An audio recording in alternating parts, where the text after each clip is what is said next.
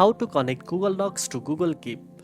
First of all, open your Google Docs document where you want to use notes from Google Keep. This could be a school project, a work report, or any document you are working on. Now, open a new browser tab and go to keep.google.com. This will take you to your Google Keep dashboard where all your saved notes, lists, and reminders are stored.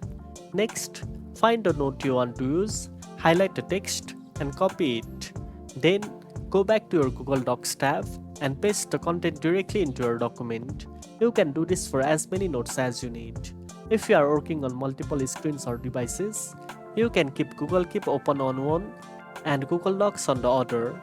This makes it even easier to view your notes and manually add them to your document without switching tabs. Even though the Keep Notepad panel might not appear inside Google Docs, this method still allows you to use both tools together effectively. And that's it. Now you know how to connect Google Docs to Google Keep. If you found this video helpful, don't forget to like, share, and subscribe for more tech tips. Thanks for watching, and I'll see you in the next one.